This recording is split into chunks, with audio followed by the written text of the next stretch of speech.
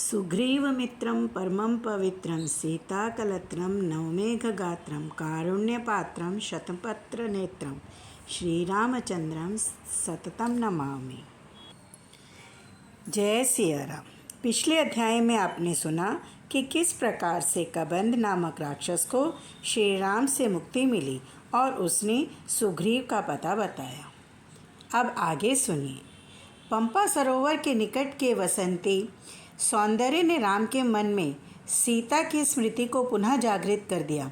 इस प्रकार राम के मन का दिव्य शोक अधिक तीव्र हो उठा।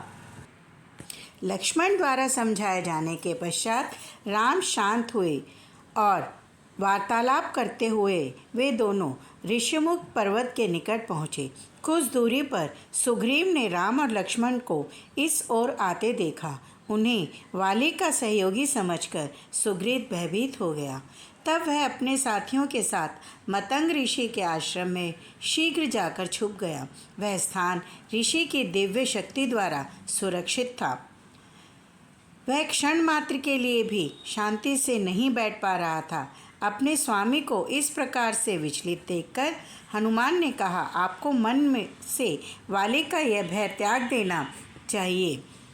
सुग्रीव ने उत्तर दिया, ये बाली के दूत हो या ना हो, इन्हें देखकर भय लगता है। वस्तुतः ये दोनों योद्धा जो धनुष और तलवार लिए हुए देवताओं के समान प्रतीत होते हैं, इसमें कोई संदेह नहीं कि वाली धूर्त है और उसके अनेक मित्र हैं। अतएव मैं चाहता हूँ कि तुम दोनों जाकर उनके आने का कारण पता करो।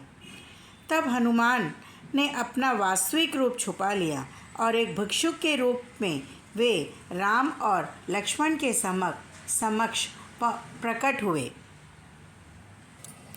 श्री राम को दंडवत प्रणाम करने के पश्चात हनुमान ने कहा, हे महान योद्धाओं, कृपा बताएं, आप जो इतने उन्नत व्यक्तित्व वाले हैं, इस निर्जन वन में कैसे आए?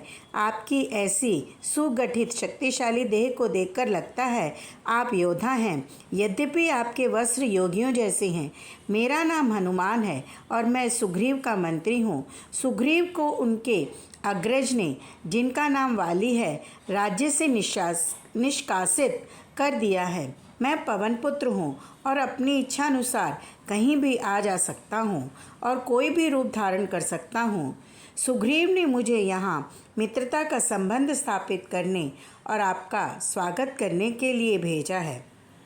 राम के कहने पर लक्ष्मण ने हनुमान से कहा, यह हमारा सौभाग्य है कि आप हमसे मिले। हम सुग्रीव की ही खोज में हैं और उससे मित्रता स्थापित करने के लिए भी उत्सुक हैं। ये महाराज दशरथ के पुत्र राम हैं और मैं इनका अनुज हूँ। मेरा नाम लक्ष्मण है। मेरे पिता की इच्छा थी कि राज सिंहासन राम को मिले, किंतु राजनीतिक षड्यंत्र के कारण राम को वनवास दे दिया गया। हाल ही में राम की पत्नी सीता को राक्षसों का राजा रावण हर ले गया है। दुख से व्याकुल होकर हम वन में सीता की खोज कर रहे हैं।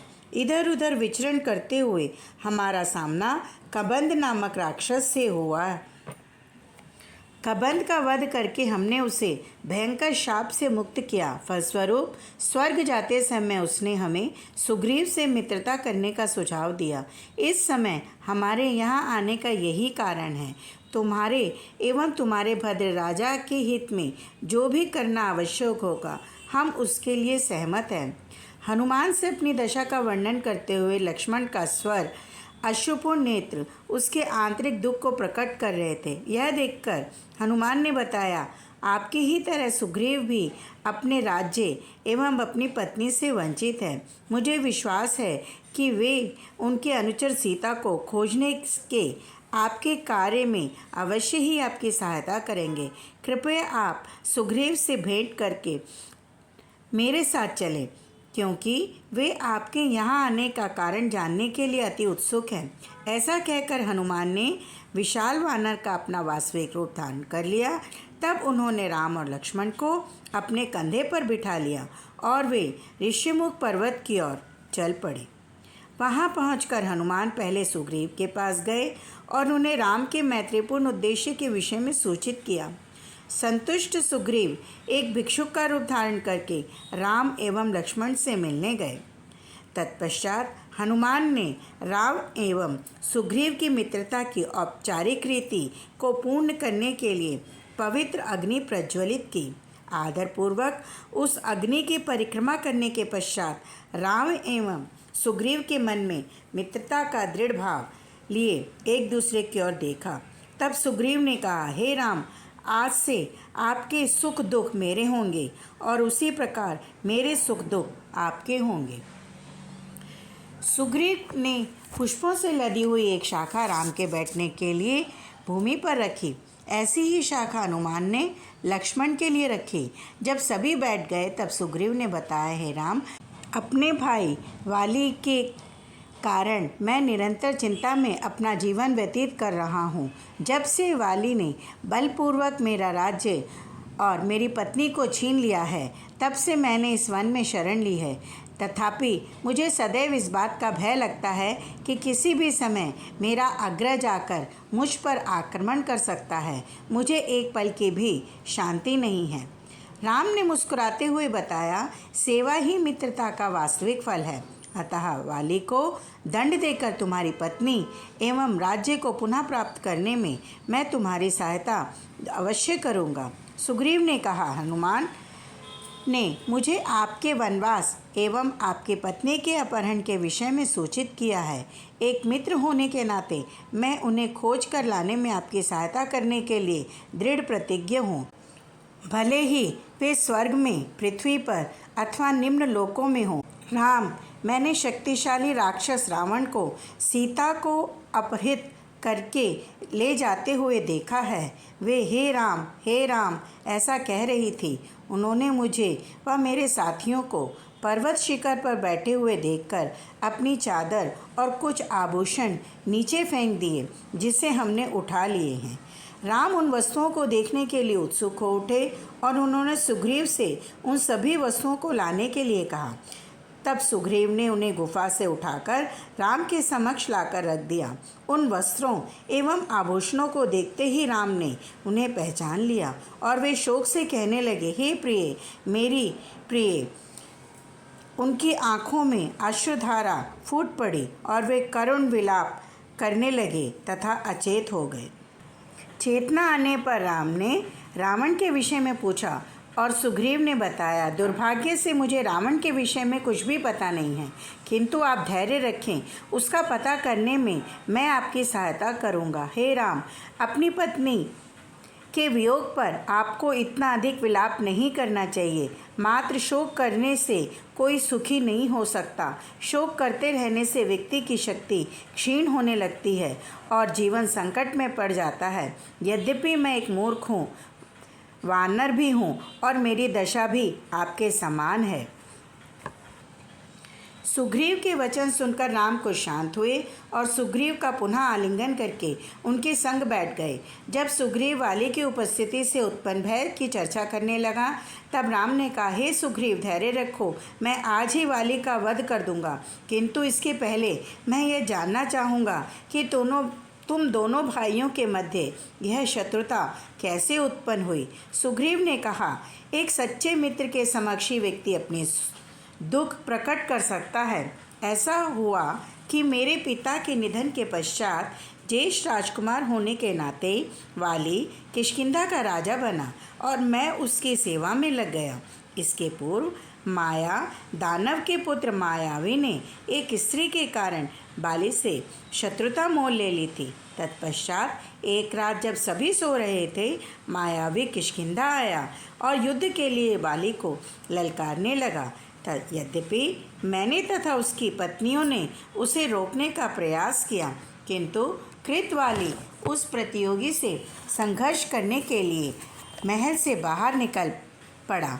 मैं भी अपने भाई के पीछे गया और उसे देखते ही मायावी दानव भय के कारण पलायन कर गया। जब मैंने उसका पीछा किया तब वह एक गहरी अंधेरी गुफा में घुस गया जो सघन झाड़ियों से ढकी हुई थी। वाली ने मुझे उस गुफा के प्रवेश द्वार पर पहरा देने की आज्ञा दी और स्वयं उस दुष्ट से युद्ध करने के लिए गुफा के अंदर चला गया। इस प्रकार 1 वर्ष बीत गया।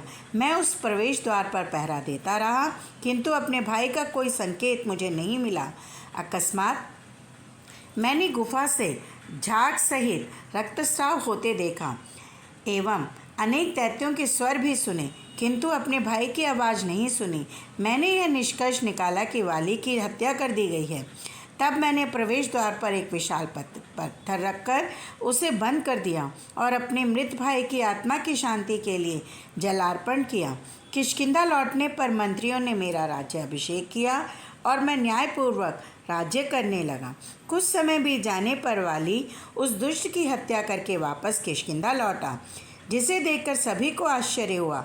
राज सिंहासन पर मुझे बैठे देख मेरा भाई क्रोधित हो उठा और उसने तुरंत ही मंत्रियों को बंदी बना लिया। मैं अपने भाई से लड़ सकता था, किंतु सम्मानवश मैंने उन्हें प्रणाम किया, इस आशा में कि वाली शांत हो जाएगा। मैंने राजमुकुट उसके चरणों पर रख दिया, किंतु वाली का क्रोध शांत नहीं हुआ और वह मेरे दुर्व्यवहार करता रहा। तब नगर के प्रतिष्ठित नागरिकों को बुलवाकर उसने घोषणा की, मैंने मायावी दैत्य को मारने के लिए पृथ्वी के अंतर्भाग में प्रवेश किया था। 1 वर्ष तक ढूंढने के पश्चात वह दैत्य मिला। उस दैत्य तथा उसके सभी संबंधियों को मारने के पश्चात उनके शरीर से निकला रक्त समूची गुफा में भर गया और मेरे लिए निकलना दुष्कर हो गया। अंततः जब मैं गुफा के द्वार पर पहुंचा, तब पाया कि द्वार एक विशाल पत्थर से बंद किया हुआ है। मैंने बार बार सुग्रीव को पुकारा, किंतु कोई उत्तर न मिला। अंत में मैंने धक्का मारकर पत्थर हटाया और स्वयं को मुक्त किया। फिर किष्किंधा लौट आया। सुग्रीव को राज सिंहासन पर बैठे देखकर मेरे आश्चर्य की सीमा न रही। तब मैं समझ पाया कि उसका प्रयोजन मुझे गुफा के अंदर बंद करके राज्य प्राप्त करना था। तत्पश्चात बाली ने मेरी पत्नी सहित मेरा सब कुछ लेकर मुझे किष्किंधा से निष्कासित कर दिया। तब से मैं अपने कुछ निकटस्थ मित्रों के साथ यहीं निवास कर रहा हूँ। राम ने कहा, प्रिय सुग्रीव, भरोसा रखो, मैं वाली का वध कर दूंगा ताकि तुम्हें तुम्हारी पत्नी और राज्य पुनः प्राप्त हो सके। यह सर्ग श्री वाल्मीकि निर्मित आर्ष रामायण आदि काव्य के किष्किंधा कांड से लिया गया है। जय सिया राम।